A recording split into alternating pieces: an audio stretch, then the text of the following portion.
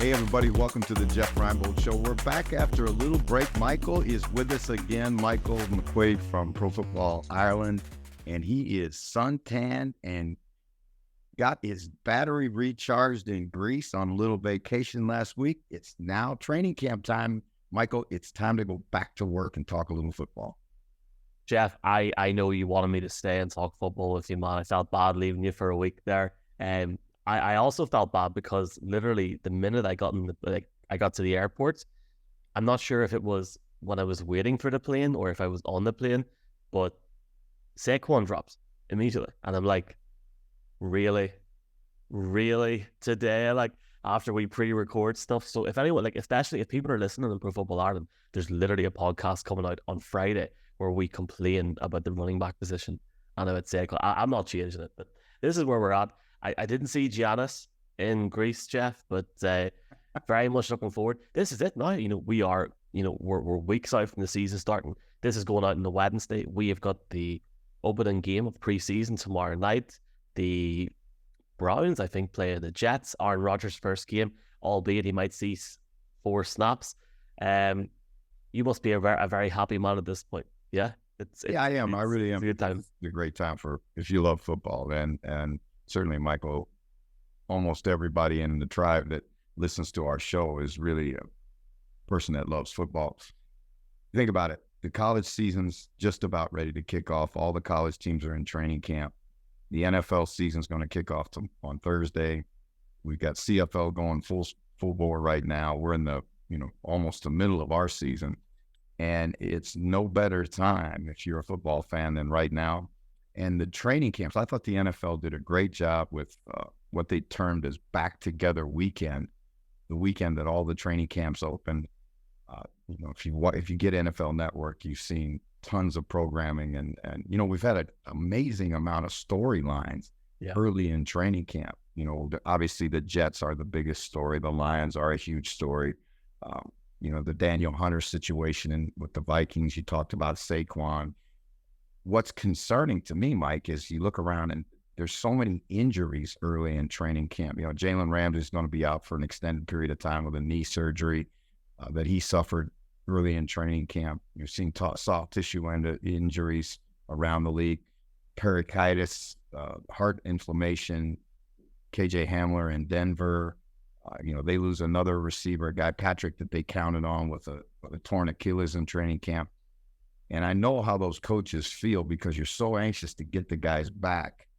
I really think the NFL's got to look at a way of somehow easing into training camp, because you see these injuries early in training camp. And it's not good for anybody, particularly the teams that are counting on those guys. I think one of the key things is some of the holdouts that we've got in training camp right now. You're talking about Zach Martin, Josh Jacobs. Now, there seems to be movement there that he may be back in Raiders camp soon, but, it's just been, particularly for the running backs, it's been a tumultuous time. And again, Jonathan Taylor's making noise in Indianapolis like he wants out if he doesn't get a new contract. So it's going to be interesting to see how this goes in this last run-up to the rated season. Well, I feel like you've touched on a number of points there, and I feel let's start with the first one there. I think we should talk in a minute about Nathaniel Hackett and the comments were made by Sean Payton, because that's something that we missed over the last few days. But more so, I woke up a few days ago, 2 hours ahead of the UK and Ireland. So getting a bit of fresh timing on Twitter before all the guys get online. Unlike you, Jeff, who's just online 24/7, Mahalo. The Jonathan Taylor news, I missed it overnight and woke up to it. I was, would I say, perplexed by the comments that were made by Jim Irsay. I think a guy in his position should not be making those comments. And I'm trying to be, based enough here, because the Colts have been very good to us as an organization for getting players on. The PR department is top notch. But I was stunned at the level at which Irsay went to and how he thought it was appropriate to start saying like, well, like the league goes on and all this sort of stuff. Like, this is the guy that was earning next to nothing at the running back position for so long. and you looked at that window where, oh, Taylor will get paid next year. And now there could be a situation where Taylor might not get paid at all because they're talking about some back injury, which Taylor has come out and said it's not real. I guess two factors, Jeff. First one is, what do you think is going to happen there with the Colts and Taylor? And if he goes somewhere, where do you think he might go to? Because you've seen whispers even over the last 6 to 12 hours on social media that the Chiefs might be interested, which no one are. Look, that'll be announced before this podcast goes out this morning. Well, I think that first thing we got to understand about this whole situation and all the running backs, it is a different time in the league right now. And yes, Jonathan Taylor is a great back, but so is Saquon, so is Josh Jacobs, so was Le'Veon Bell. I mean, this is not a new phenomenon. This is a position that has become, if you want to say, undervalued or undersalaried or however you want to say it. But the reality remains, you can find running backs. It's harder to find left tackles. It's harder, certainly, to find quarterbacks. So it's supply and demand economics. I get it. In terms of Irsay's comments, one of the things that you always have to worry about if you're in the Colts organization is when he has a microphone in front of him, you never know what's going to come out of his mouth. And his statement that, if he died tomorrow, and this is what he said, if Taylor was out of the league and if Irsay died tomorrow, the league would go on. And I know what he's trying to say, right? And it is true. The league's going to be here. The league's going to go on. We're all just, every one of us at any level of pro football is just a, cog in the wheel. And so that's the reality of it. Now, what I think is going to happen with this deal is I think that Taylor will play. I think he'll play in Indianapolis. I just think that it's going to be one of those Mexican standoffs for a while. I know that there are teams out there, certainly, that, the teams that, have running back needs, and there are plenty. But again, are you going to be able to sign him to a contract if you get a hold of it? Because if he's adamant about staying out in Indianapolis, will he be less adamant about staying out if he went to New England or any of the places, that have a running back need? So I think it's going to be interesting. It's a game of chicken. They're going to play, this thing out to the very end. But I fully expect he'll be in Indianapolis. I just can't see them giving up. He's an asset, Mike. He's an asset that, if you want to use, I guess different language, but the club owns him, right? They own his rights. And so you don't give up the rights to a great player for nothing. And it would certainly come at a heavy cost, I would think. Unrestricted free agent next year, when he's a 25-year-old at the peak of his career. It'll be very interesting to see what sort of hit he takes on a team when he signs a contract elsewhere, if he does sign a contract elsewhere. He has a base salary of $4.3 million this year. He is not a significant hit on the cap for a team, and that is why I find this situation, Jeff, all the more surprising, stunning. You're right. You say he's not a hit cap hit right now. He isn't right now, but he wants a new deal, and he's not going to want a new deal less if he's in New England or wherever, right? So I think we have to understand that he wants a long-term deal. He wants a deal that he's going to get paid what he feels like a superstar running back deserves, and to me, he is a superstar running back. However, the running back market, we've seen it all off season, is not what it once was, and I think the sooner those guys get their head around that, the sooner that they can just get into camp and play football and do what they do.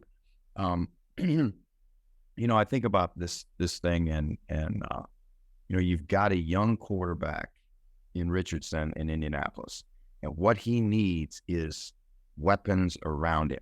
And certainly, Jonathan Taylor is one of those weapons in Indianapolis. The ability to run the football takes all kinds of pressure off a young quarterback. And Richardson has been taking first-team reps, not all of them, but first-team reps with the Colts. Yep. So if they're going to put that kid out there who has so little football under his belt right now, I mean, you're talking about a guy that has minimal starting reps even in college, he needs every weapon he can have around it. And certainly Jonathan Taylor and the running game are important for Richardson's development. You don't want to put him out there and make him one-dimensional as a rookie. I mean, that's an ugly way to start your career. So I think this is a big, big decision for the Colts. I think Chris Ballard, the GM at the Colts, he's got a problem on his hands, and he's got to find an answer for it. And he's got an owner who seems to be, willing to stick his feet in the ground and say no more. And we'll see how it plays out. I think there's many different aspects to what you said there. Like the first one, obviously, being with Anthony Richardson. I'm really interested, obviously, to see what he's going to be like in the league. The amount of reps he's getting, you would speculate that we're going to see a lot of him this season. And you're damn right. You need him on. You need Jonathan Taylor on the second, third down situations where he needs a bit of consistency there. I finished the quarterback series on the flight over. Oh, I didn't tell people I hadn't finished it because I was trying to keep it as far as I could in terms of the postseason or the off season. I just loved it. I'd love to see a guy like Anthony Richardson on there next year, to see his impact coming in as a rookie, especially with an organization such as the Colts. I feel like we could talk about Taylor for a long time. I'm going to say I don't think he'll play again for the Colts. I think he'll end up elsewhere. And I feel that could be the most interesting storyline in the next 4 weeks in terms of getting to the start of week one. Where could Taylor play? Could you see him go to Kansas City?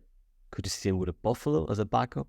Could this impact the impending deal for Dalvin Cook in New York, which I don't think Jeff at the time of talking has been announced yet? But he is obviously visiting with the Jets and he wants to sign there.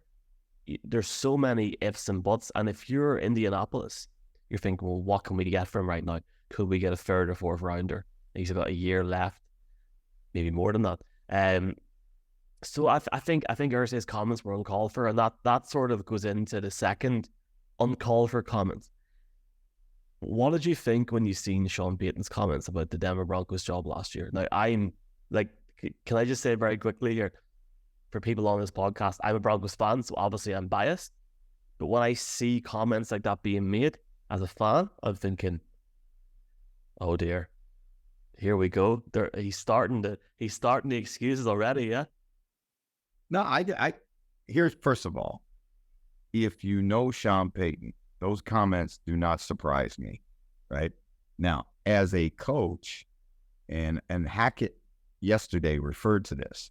He said they asked him, had he broken the code, right? And there is a quote code amongst coaches that you don't criticize a guy publicly, especially a guy who you're replacing.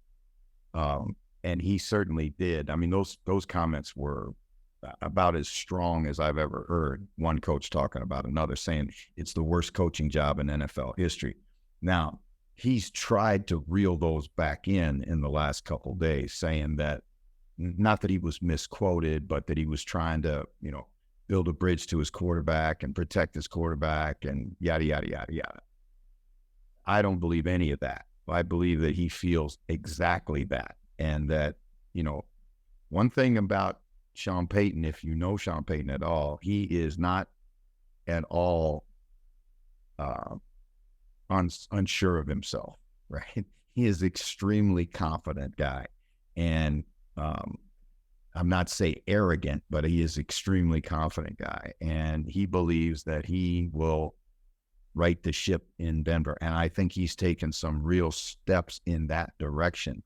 As you noticed, everything that goes on in Denver, everything, so the way the field's set up, the way the building's set up, everything is, exactly the way Sean Payton wants it to be, right? And so his comments did not surprise me. The level that he went to, that surprised me. I thought the reaction out of New York was really interesting. First of all,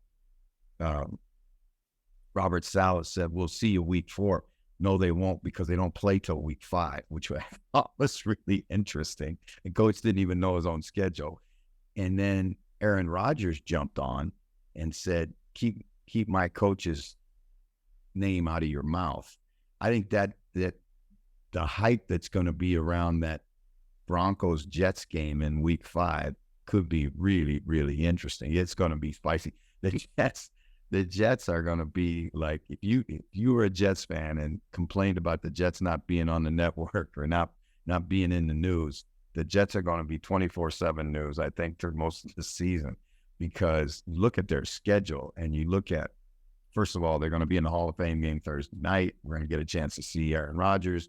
They've had a great offseason. Everybody's talking about Sauce Gardner and Quinnen Williams. Are they the best defensive duo in football? You know, Rodgers is having a love fest right now with his teammates and his coaches. I think it's going to be great. I think Hard Knocks is going to be fabulous, and I think that, you know, it's going to be just another storyline in a season in New York that's going to be full of storylines. When is the last time that the Jets have ever overshadowed the Giants in terms of training camp news? And I mean, it's not like the Giants haven't had a big offseason. They get their quarterback under contract long term. They get do well in the draft as well. They get Darren Waller. I mean, they've had a great offseason. And you know, it's just kind of an afterthought in the media because of the Aaron Rodgers Jets saga. Hard Knocks starts in the US on Thursday, August the 8th. We will have a weekly exclusive news here, Jeff. We'll have a weekly podcast. Jeff's not on it, but he can come on if he wants. Every Saturday morning. It depends whenever it's on Sky, basically, but bear with us, folks. That'll come out over the weekends. We're excited for that. That'll keep us going for the next month. The Rodgers comments didn't surprise me because I thought it was funny to add fuel to the fire. I guess from a Denver perspective, I was surprised at the timing of it. I was surprised at the level at which it went to, and I would very much be concerned as a Broncos fan as to Payton's expectations now of this team. Maybe he had different expectations or different thoughts before he went into Denver, and maybe he's now realizing, sweet Jesus, it's even worse than I thought it was, and this is too much of a clawback to get to where we need to be in year one. And maybe he's just experiencing that. Like, you know, I've heard from different people that, I mean, it's not hard to know, but it's obvious it all wasn't well there last year. But I've heard from different people verbally that would know this, that there was a complete divide in the team. It was clear to see. So that takes time to mend. That takes time to keep going. I know you got guys on your team that you've worked with before, Jeff, on that Broncos team as well. So, you know, I think any fan will be intrigued to see how they perform this year. And going into that week 5 matchup, you know, Amazon have the ability to flex games in Thursday Night Football. The Bears Commanders should not be on Thursday Night Football in week 5. Flex the game out. Have some sense, Amazon. Now, when I say that, you know, are the Jets or are the Broncos, Jeff, playing Monday Night Football in week 4? I would highly suggest they're not. They're not. Jets are in Sunday Night Football against the Chiefs at home. Flex the game to Thursday night. Yeah? I think that game's certainly going to have, as we said, immense storylines around it. And, you know, I just think that this season is shaping up to be one for the ages because all of the different things that we've heard. How about this one? Almost in the ridiculous category, but it's so beautiful because it's so typical of Dan Campbell. Dan Campbell wanted to have a live lion on the sidelines at the Lions games. And Miss Ford, the owner of the Lions, concurred and agreed. And the NFL said, no, you cannot have a live animal on the sideline at a Lions game. But Dan Campbell wanted to have a live lion. It would have been perfect. He could go out and wrestle with the lion at the 50-yard line prior to the game. It would have been absolute gold TV. Watch out for those Lions now. I'm telling you, there's a good football team brewing in Detroit. Hold on. Wait a minute. This is what I was going to say. Like, is there anything else you want to talk about for the last 5-10 minutes of this podcast? You've talked about an NFC North team. I feel like we need to talk about Jordan Love. Any video that I see of Jordan Love right now on Twitter, like PFF, whatever, of him in camp, whoa, We all know that training camp performance does not always replicate itself on the football field when downs are taking place. Could Green Bay win the NFC North? Yeah. I mean, I don't want this to be the title of the YouTube video because the last 2 days have been all Packers. But could Green Bay, with Jordan Love, with a really interesting schedule, go on a run and actually win that division? That's my big question this week. Would they? Yeah, I think they could. I don't think there's any question that they could. I mean, that's a wide open division. I think Minnesota could win that division. I think Chicago could win that division. I think any of those 4 teams could, as the season unfolds. But here's the thing with training camp video and training camp, like I watch the stuff gets put out every day, right? And it's all long passes and it's circus catches. And yeah, that does happen every day, right? That's every day in training camp. When it happens, when the lights come on, that's when I'll be interested, right? It's great. It's like the appetizer before the main meal, right? I mean, it gets our appetite for the game and for the spectacular plays you're going to see all through the season in the NFL. But really, they don't mean very much because who's the corner they're going against? What's the situation? Is there any pass rush? I mean, when I look at it, like I've watched Richardson, a couple throws that he's made during training camp, and you can see obviously he's got a huge arm, and he is bigger than he was. He's 255 pounds now, all right, and not fat. You see, that's all good weight. But when I see the throws, I see the throw when I want to see the throw right here, right where he throws it, where a guy can make yards after the catch. I see the throw here or here or here, and that's where his accuracy, he's got the arm talent. Does he have the accuracy? And I think that's almost all of the young quarterbacks.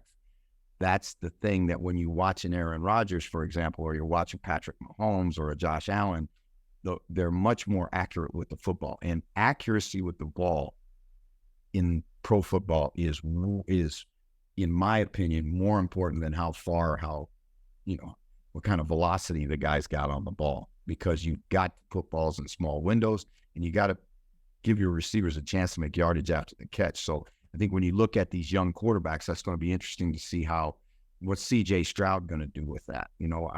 We talked about Richardson. There's all the young quarterbacks in the league. That's going to be the proof right there. That's going to be the acid test, if you will, for those young quarterbacks. Let's talk about the acid test and let's talk about accuracy. Talking about quarterback and accuracy, did you see Dak Prescott over the last couple of days? He was falling out with Trevon Diggs. It's getting hot. You know what? In Dallas. Again, remember, if it isn't controversial, it ain't the Cowboys, right? I mean, that's just the way the Cowboys are. I see a headline today, Mike, about how Jerry Jones is pulling a power play by not letting Jimmy Johnson into the Ring of Honor, right? You look at Jimmy Johnson's won as many Super Bowls as Tom Landry has, right? And he's waited now, almost 30 years for his name to go up on the Ring of Honor in Dallas, which is the highest honor that you can have in the stadium. And Jerry keeps saying he'll go up when when I decide it's time for him to go up, right? So it's basically nobody's going to be bigger than me. That's what happened when they fell out. He made a comment in a bar and was overheard to say that he could get anybody that could coach the Cowboys and win Super Bowls. And that was the end of he and Jimmy. So I think it's really interesting. Here we are 30 years down the road and Jerry still has to have the trump card on Jimmy Johnson. So that's just life in cowboy land. I mean, it's going to be controversy every day. It's going to be something that they can talk about. Dak's got a lot of pressure on him in Dallas, a lot of pressure on him. Dallas has a defense that might be in the top 5 in the league and certainly, good enough for them to win a Super Bowl with. Now, do they have the offense to do that? Is the quarterback play going to be good enough to take them to the promised land? Having Zach Martin not in camp, that's not helping things, right? You're talking about one of the premier offensive linemen in the league. He's out. Again, how's Pollard going to come off that injury? It seems to be some questions about, between the receivers and the quarterback. But that's, again, I think actually Dallas likes it that way because it's an opportunity for people to talk about the Cowboys. And certainly, let me just say it this way. The great Al Davis said this. Mr. Davis said, it doesn't matter what they say about you, just as long as they spell your name right. And I think that's, you got to understand, Jerry Jones is he worshiped at Al Davis' knee as a young owner. And I think he's taken that to heart with the Cowboys. Well, we are back as far as we're concerned. The season has started, which is pretty cool, Jeff. I know we had a great end to last year. We took you on tour in Ireland. There are plans afoot to take you further than that, and that's going to come out hopefully over the next few weeks. Have you anything you'd like to say on that, or just no? I'm just saying we are going to go on tour not only in Ireland, but we'll be on tour in the UK. And right now, I'm scheduled to come back to be at Sky around Thanksgiving through the playoffs and the Super Bowl. So we are going to take the show on the road. We're going to do podcasts from around the UK, and there is a strong rumor that one of the early ones will be at the home of the Mighty Whites League. Really? You had to come out and say that. I did. I have to say it because I'm proud. I'm a Leeds fan. Again, I don't know where we'll be in Leeds, but certainly we will find a venue and we will be in Leeds, in the Promised Land, in the Holy Land, right? For the Jeff Reinebold Show. Oh, I needed that. And we've got a podcast coming out, Jeff, over the weekend where you're answering some questions. We're going to record that in a wee second. And we're just going to keep, we're not going to put a day or a time in this for the next few weeks. We will have days and times set during the season, but you're going to see a lot of us over the next few weeks. We're looking forward to talking. If anything does happen, we'll jump on a pod, Jeff. We'll talk it out. So do you want to show us out of here and get us out of here? Everybody, thank you very much for joining us again today. For Michael, myself, and all of us involved in the Jeff Reinebold Show, it's a blast every week being with you. Great questions. We're going to answer those questions on the next podcast. And again, join us every week throughout the NFL season and off through the, quote, off season as we break down everything that's happening in the National Football League. Aloha. Cheers, folks.